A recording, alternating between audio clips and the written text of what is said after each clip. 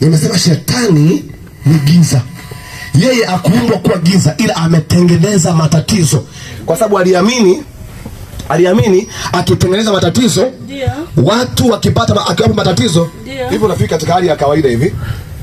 Unaweza kumtafuta Mungu.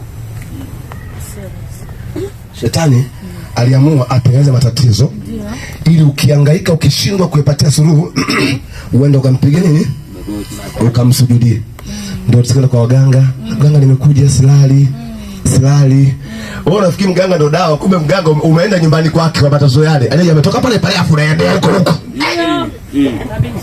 Shetani anatajia kutengeneza tatizo ili uende ukampiga nini? Magoti. Umenielewa? Ndio.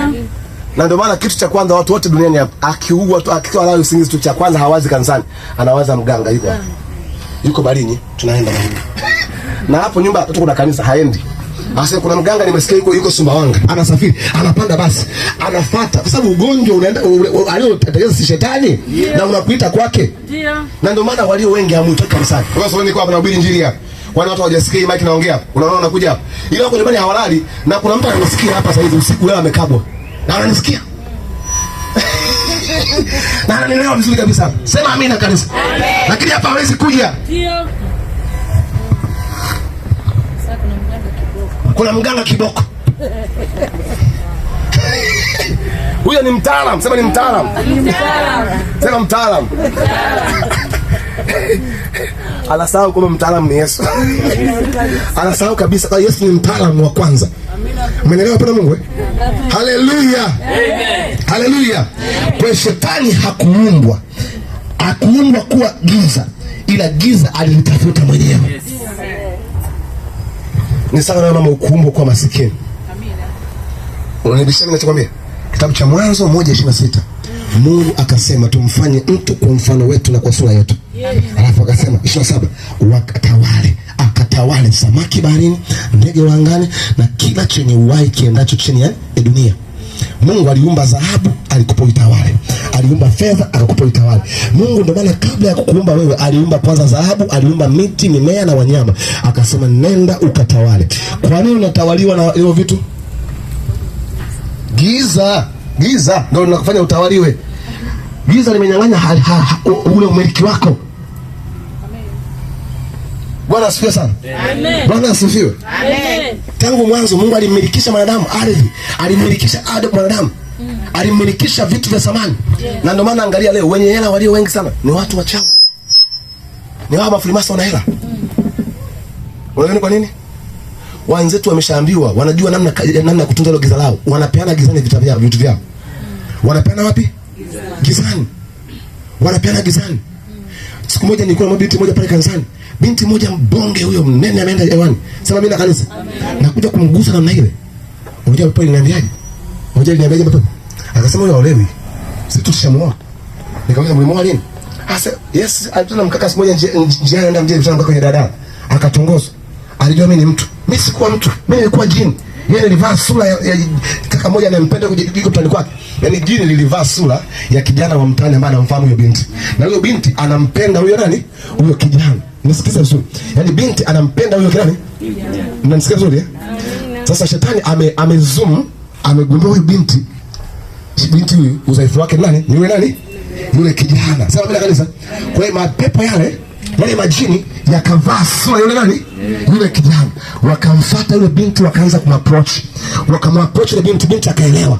Alipoelewa kwa haraka, sema mimi na kanisa. Amen.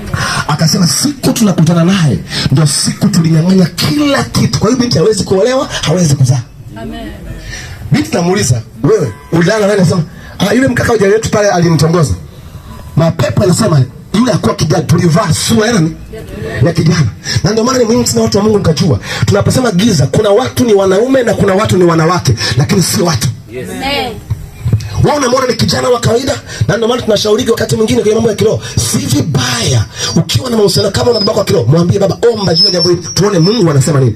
Wakati mwingine kuna giza linajificha katikati ya nuru. Unaona kama kuna mtu ana nuru, kumbe ni giza. Na hili wanawake mtanikubalia, ni watu wangapi uliwaamini ukawapa zamana, lakini baadaye walibadilika wakawa ni watu wabaya wale kutokea. Amen. Ndio. Na wakati mnaanza nao walionyesha kwamba ni watu wema sana, wenye huruma na maisha yenu, kwamba yule anakuhurumia. Na wakati mwingine alikulepa kiwanja, akasema hata nakuwekea. Unaelewa vizuri? Baada ya muda mfupi amekuwa hatari, amekuwa mtu mbaya. Ndio. Unajiuliza, hivi ni yule aliyenitongoza mwaka juzi, ni yule ile wewe ukujua hii ni kitu gani? Ni giza lile. Ni giza. Wewe ni mwanaume, kumbe ni giza. Nimekuja kukuambia jioni ya leo, kila kama wewe ni binti uko hapa, kila mwanaume ambaye ni giza kwenye maisha yako ninampoteza katika ulimwengu wa roho. Unanisikia? Kauli yangu ni sheria. Narudia, kama una mchumba yote ambaye sio wa kimungu, yani ndani yake kuna ufalme mwingine wa giza, umekuja kuharibu hatima yako, by power by force, ninampoteza. Nisikilize. Wengine mtatoka mahali hapo unashangaa mchumba umeandika message ndefu, kuanzia leo usinijue. Usije ukashangaa, mwambie Mungu asante, ile giza limefanya nini? Sasa kuna mijinga mingine unashangaa giza limeondoka, sikia kaka fulani nimekufanya nini mimi? Kama kuna bali nimekukosea, mpumbavu au una akili? Tumeshaliondoa giza hapo. Haleluya. Amen. Najua mnaniangalia mnielewi. Subirini. Kama una mahusiano yote, mimi sinakupenda na kuwazia mema. Kama una mahusiano yote ni giza, yani nyuma ya huyo mtu anakuja kukuletea maumivu baada ya miaka baadaye. Unakuja kuvuja damu kabla hujafikia huko, na yapeperusha hayo mahusiano. Na yapotaka, na hapa sina lazimisha, utake usitake, na yapeperusha. Ili maana umenisikiliza, imekula kwako, na yapeperusha. Yani hiyo ni command. Na lazimisha kwa damu ya mwana kondoo. Kuna mchungaji, tafadhali kodi nalipa wiki ijayo. Ndio amesema lipa kodi. Nisikilize wewe. Tena unisikilize vizuri. Sema amina. Amen. Sema amina kanisa. Amen. Haleluya. Amen. Si kwamba sitamani uolewe. Lakini kuna maana gani kama utaolewa ndani ya siku 7 au baada ya mwezi mmoja na kulia machozi ya damu? Kuna maana gani? Kuna maana gani? Sini yeli kwa sasa hivi nimpeperushi mapema sasa hivi akae mbali na maisha yako. Waza kama linami. Kama mapema kabisa, kabla hajaumiza maisha yako, kabla hajaharibu heshima yako, kabla hajakuharibia ndoto yako ya maisha, kabla hajavua heshima yako ya usana wako, kabla hajakuharibia ndoto ya kusema kwako, huyo mtu akae mbali na maisha yako. Karabasaka. Sema amen kanisa. Amen. Yesu amenituma kwa ajili yako. Amen. Yesu amenituma kwa ajili yako mtoto wangu. Narudia, Yesu amenituma kwa ajili yako. Yes. Nasisitiza, Yesu amenituma jioni leo juu ya maisha yako. Amen. Huyu Yesu amekuja kukusaidia wewe. Amekuja kufungua hatua zako. Yes. Amekuja kufungua maisha yako. Amen. Amekuja kuliondoa giza. Yes. Ili amani iingie katikati yako. Yes. Ili furaha iingie ndani ya maisha yako. Amen. Siku moja nilimwambia, nakutana visa vingi, kaka mmoja nikamwambia, akaniambia mchungaji nimepata mchumba. Nikamwambia nani? Akasema fulani, akaitwa Rose. Nikamwambia sorry, naomba nipe muda niombe. Nilipoomba, Mungu akaniambia huyu binti hana siku nyingi za kuishi. Amebakiza miaka 2 ya kuishi duniani. Nisikilize kwa makini. Utaniambia mchungaji, kwa nini usifute cha hayo mauti kwa ajili yake? Nisikilize. Si kwamba tuwezi kuzuia mauti. Tuna uwezo kuzuia mauti. Hata wachungaji tunaombea watu wasife. Lakini kuna wakati wa Mungu hauzuiliki, mtu anaondoka. Unasikia vizuri? Na asije kudanganya pastor tu kama anaweza kuzuia kila kitu. Kuna vitu tunaweza kuzuia ikiwa ni mpango wa giza. Lakini kama Mungu anaruhusu jambo fulani litokee kwa sababu yake. Na ndio maana hata kuna wachungaji wanakufa wakiwa vijana. Wao wanafanya dhambi. Wanalogwa. Sio kiana kama wamelogwa. Kuna watu ni Mungu anasema okay, enough is enough. Na kuna wakati Mungu anamwangalia mtu anasema huyu ananipenda. Lakini kiangalia baada ya miaka 6 baadaye atakuwa mlevi na mchawi.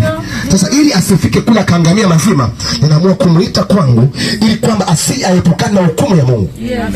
Unajua Mungu anajua miaka 4 kabla ya miaka 3. Ndugu zako watalia anaondoka mdogo, lakini Mungu anasema nimemsaidia huyu binti asije akaishi maisha ya tabu duniani akaikosa na mbingu. Kuna mahali namwepusha mbele ya hatari. Sasa wakati namwombea yule kijana, yule binti, namwombea ili kwamba Mungu anasema nini? Mungu akaniambia huyu binti hana muda mrefu wa kuishi. Nikamwambia binti, nikamwambia kijana, sikumwambia kabisa nakufa kwa sababu kuna vitu huwezi kuvizungumza. Nikamwambia kijana, nisikilize. Mungu ananiambia huyu sio mtu sahihi kwako kwa sasa. Mungu atakuwa mtu mwingine. Kijana alimpenda yule mwanamke, akanikacha, akanikasirikia. Akaondoka, akahama na kanisa. Sema akahama na kanisa. Mchungaji anazingua, ananibania. Sema ananibania. Sema ananibania. Tena alimtukana na matusi. Unajua nitukanaje? Akaniambia anazuia nataka moe. Yaani akanitukana matusi hivyo. Nikatulia, nikasema Mungu, mimi nimekuwa mjumbe tu wako, nimesema kile Mungu chamtuma kusema. Akaenda akafanya fasta. Na unajua shetani akitaka kupeleka ile mali pake anakupeleka haraka. Akampeleka haraka, akalipa posa mali kile kitu, akamaliza akafunga ndoa. Akafunga ndoa baada ya mwaka mmoja alikuwa amefunga ndoa. Yaani ndani kutoka kuchumbiana mpaka ndoa mwaka mmoja. Kumbuka bibi ana guarantee ngapi? Alipofunga ndoa mpaka mwaka ngapi? Wakafunga ndoa ilifana. Ndoa ilikuwa ya ajabu. Na shetani alimpamba kweli kweli. Watu wakasema ni Bwana amempa. Bwana. Haleluya kanisa. Amen. Watu wakaimba huyo ni chaguo lako. Mimi nikasema maskini wa Mungu. Jeneza limepokelewa na mwanaume. Nikasema jeneza limepokelewa na mwanaume. Maskini wa Mungu, gharama zote alizolipa kijana huyu zinaishia ndani ya miezi 12. Hakutakumbukwa tena ukumbi ulipwa milioni ngapi, gharama za chakula, mavazi, suti, shela, ndani ya mwaka mmoja zina expired. Nikatulia kimya, nikasema Mungu, mimi nimetumika tu. Nikatulia kimya. Amen. Baada ya mwaka mmoja walipofunga ndoa, alikuja kufa mwezi ule aliofunga ndoa. Binti akaja akapata ajali mbaya akafariki. Nisikilize vizuri. Yule kijana baada ya kupata ajali, yule binti wake baada ya kupata ajali, siku anapewa taarifa msiba, ndo akili inamrudia. Mchungaji alisema nisimwoe binti. Akarudi kanisani kwa machozi. Baba nisamehe. Sikuelewa kile ambacho ulikuwa unaongea. Sikujua. Kuanzia sasa nitakusikiliza. Amen. Sasa mimi sikushauri leo uje kunisikiliza wakati tayari umeshaharibu mambo yako mengi. Kuna wakati nipe nafasi unisikilize. Itakusaidia kwenye kuokoa maisha yako. Itakusaidia. Kuna watu wamejaribu kuiona kesho yako kabla ya leo. Kanuni ya Mungu anaujua mwisho kabla ya mwanzo. Inawezekana uko mahali hapo na mipango mingi sana, lakini kuna wakati Mungu anakuambia kaa hapa nisikilize mwanangu. Kaa hapa chini niangalie. Unakimbia, unakwepa. Unajiona ni mjanja. Unajiona wewe umefika mahali. Ukiangalia uzuri ulionao, vijana wanakupigia miluzi. Unahisi dunia yote ni ya kwako, ifakara yote ni mali yako. Nisikilize mwanangu. Kuna wakati unahitaji kutupa basikeli yako kwa watu wengine walio na roho Mungu ndani yao, wakusaidie kuvuka kwenda hatua nyingine. Mpigie Yesu makofi ya utukufu kama unamsikia.